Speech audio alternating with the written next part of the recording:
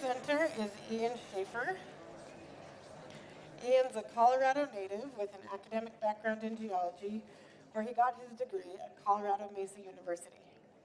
Ian started his career as a geologist on the drum field teams and eventually made his way to the role of team leader.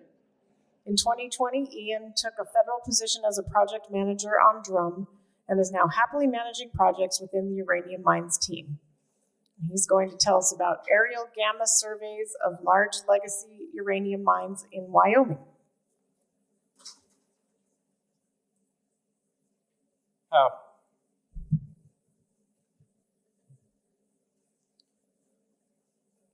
Okay, let's see if I can get this a little closer and a little taller. Check it. Okay, hi, I'm Ian Schaefer. I'm a project manager on the Defense-Related Uranium Mines Program, or DRUM in short, and I'll be just discussing the DRUM program in brief, but focusing on an aerial survey that was conducted last year. And you can find any additional information, webpage hyperlinks at the end of these slides. So on our agenda today, I'll be starting with an abbreviated introduction to the DRUM program and its goal, primary objectives and processes for the remainder of the presentation. I will be sharing an aerial survey that was conducted in August of the very large mines in Wyoming. I'll touch on the initial challenges, solutions, scope of the project, the results of the gas hose area, cover some of the major challenges of the project, and our program to date. So you may have seen these slides before. Just bear with me because I want to kind of provide some context to those who are unfamiliar with the program. So starting out, the U.S. Atomic Energy Commission was established in 1946 with the Atomic Energy Act. And the primary focus was for the national security and energy development. So in 1974, AEC was abolished, and in 1977, the Department of Energy Organization Act created the Department of Energy, or DOE, which inherited the previous AEC actions. So abandoned mines associated with the production of ore of uranium in the years between 1947 and 1970 are a result of Cold War uranium development that incentivized national security and where the government was the sole purchaser of uranium ore in the U.S. So DOE, through the Office of Legacy Management, developed the DRUM program to directly attend to the inherent responsibility of public safety at these sites. So in 2014, DOE reported on these legacy uranium mines and described numerous existing data gaps in the location and condition of these sites. So it was determined that more investigation was needed to assess, identify, and understand the hazards located at these sites. The gentlemen you see on the bottom right there are a part of the original Atomic Energy Commission, and the facility there you see on the left-hand side is the original AEC quarters in Germantown, Maryland. All right, you guys know this. I'm not going to spend too much time here. It's on one of our posters out front. So this slide shows just an overall view of the 4,225 mines that were identified, but through reconciliation efforts, this number was reduced to 3,800 mines. You'll notice that the mines are predominantly in the Colorado and Utah area, with the remainder of the majority of mines in Wyoming, Arizona, and New Mexico. So the DRUM's primary goal is to identify mines that pose particularly unacceptable risks to human health, safety, and the environment, and efficiently allocate government resources to address these problems. The DRUM program achieves this goal by fulfilling objectives, collecting site-specific data, screening for physical, chemical, and radiological hazards on various lands. An emphasis is placed on improving data quality of our partners and exchanging information to address these hazards. So while inventory and risk screening program are the objectives, one major limitation that we have, and we have a few, but this one applies, we only have one site visit. So conditions may change due to weather events, for example. And another note here is that the DRUM program is forecasted to conclude in 2030. All right, last one. So here is the general flow of the drum program's process from beginning to end.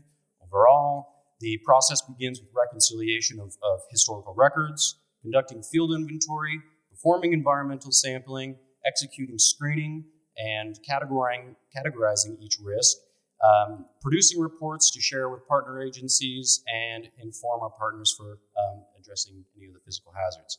So for today's talk, I'm just going to be focusing on the inventory, sampling, and risk screening portions of the program. All right, so as the program matures, many unique and challenging obstacles are encountered that affect field characterization of these legacy sites. So one unique challenge is the very large open pit mines in Wyoming.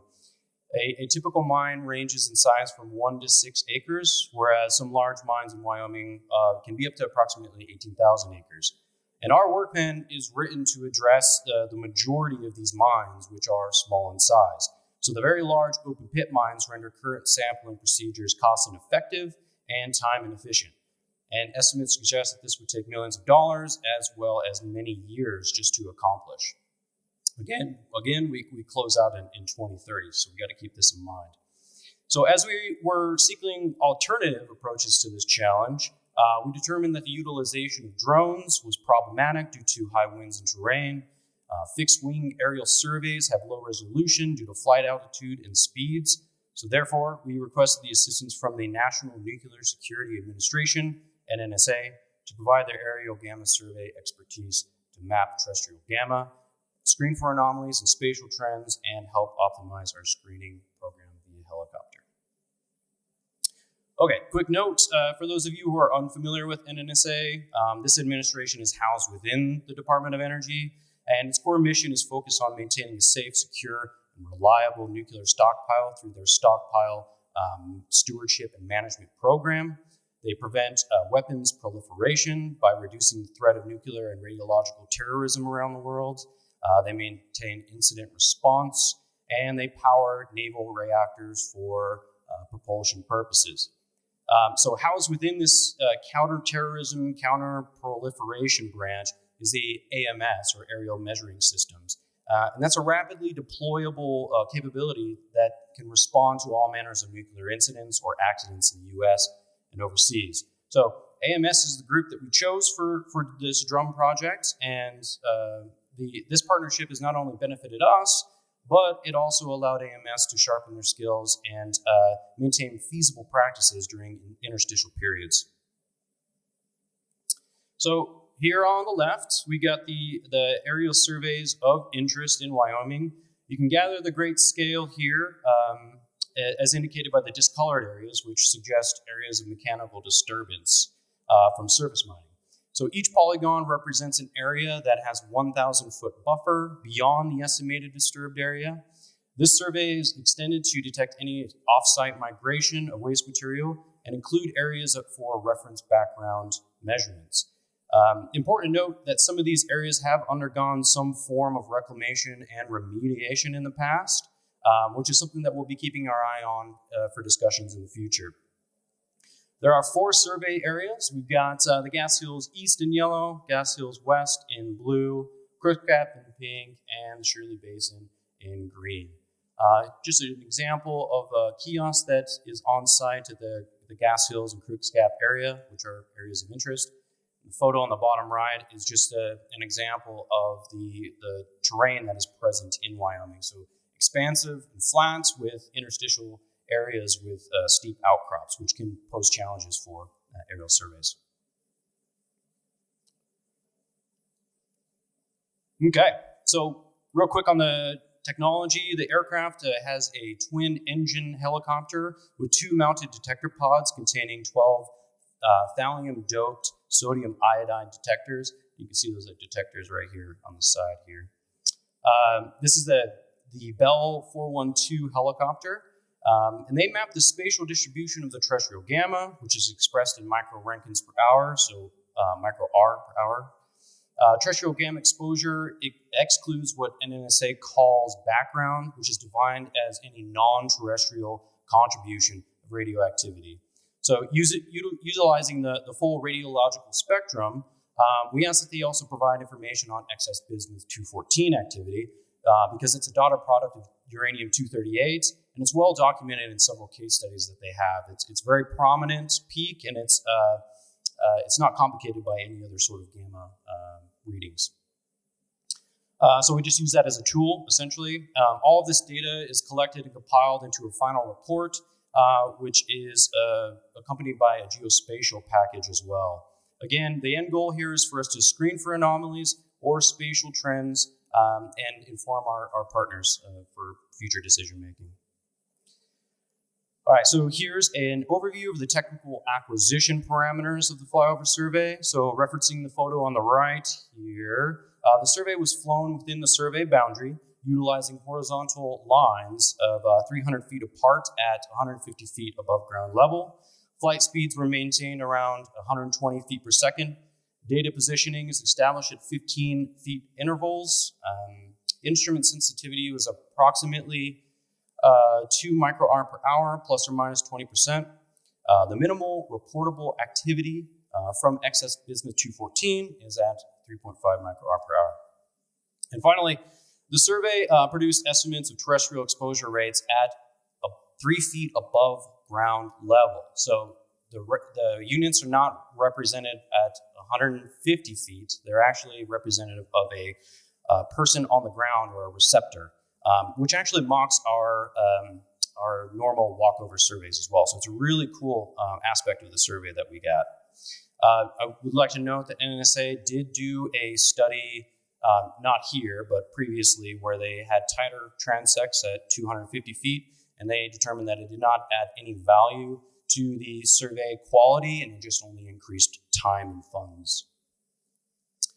Quick look at the calibration and quality assurance practices. This is cool stuff here, but good thing for you guys, I only have like a couple minutes left. AMS utilizes a pre- and post-flight diagnostic to detect any sort of instrumental drift and account for any sort of diurnal changes in cosmic radiation. So they conducted empirical terrestrial exposure calibration that included 2 methods. So one is called altitude spirals, where they take measurements at increasing altitudes up to 3,000 feet. And this exercise helps determine the variance of radiation based off of the altitude, and the influence of terrestrial radiation is decreased as you increase in elevation. Number 2, they did a water test at the Pathfinder Reservoir, where the water serves as kind of a shield for radionuclides. And it essentially gets us a baseline of terrestrial exposure versus cosmic radiation. And finally, they also utilize a PIC, a in situ pressurized ion chamber at Shirley Basin. So they do have analytical results to test their aircraft. So extremely rigorous quality assurance program that they have. Super cool stuff. And these guys are very smart, much more smart than I am. All right, here we are. Ta-da. All right. So these are initial measurements, just to kind of keep in mind. So you're going to see a discrepancy between this 46,000 and the actual acres saved. This was pre-flight. This is post-flight measurements, and I'll talk to you about that here in a second. But here's the results of the survey. Bottom line up front, the survey successfully achieved the primary objective. Looking at the table in the upper right, we have survey linear distance totaled about 2,000 miles, with the majority of the distance attributed to Shirley Basin and the Gas Hills West. The distance included transit time from Casper, so that was quite a fuel expense for them. They actually used the majority of their fuel on transit when they were working in the Gas Hills West area. Let's see here. We got survey concluded the reduction of exposure of risk by 48,000 acres or 95.5%, and possibly up to 50,000 acres or 99.8%, depending on the drum screening benchmark we choose, which is either greater than 32 microarc per hour or greater than 64 microarc per hour, respectively. You can see that at no time did we detect any readings greater than 256 microarc per hour, which indicates that these sites pose a potential low risk of radiological and or chemical exposure to a recreationist. Okay, So we got some cool colors going on. So here's a map showing our radiological readings over the Gas Hills area. So to save time, I'll only show the Gas Hills area since it's the largest survey, and it has the most variance in terms of gamma readings, and it's honestly the most eventful. So we originally had the Gas Hills area split up by east and west, but in the field, AMS determined that connecting to the two sites would save a lot of fly time. And this is largely due because each time they terminate a transect, it takes about 90 seconds for the aircraft to turn around. So it actually saved quite a bit of time going back and forth between the east and west, and we got more data. Let's see here.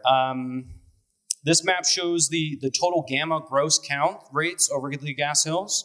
The breakdown of counts per second are not specific to any sort of drum benchmark, but they are separated for viewing purposes. The western end of the area had the highest concentrations of counts per second, CPS, surrounded by areas of near background levels. You'll notice that on this map there are distinct blue polygons. It's just important to note here that there's a lot of land use here. So there's 3 remediated sites that are transitioned or in transition, located here into LM. So this blue amoeba you got here is a remediated site called the Gas Hills East. There's a truncated blue amoeba here, which is the Gas Hills North. And this area here is occupied by what's called the Gas Hills West area in transition to LM.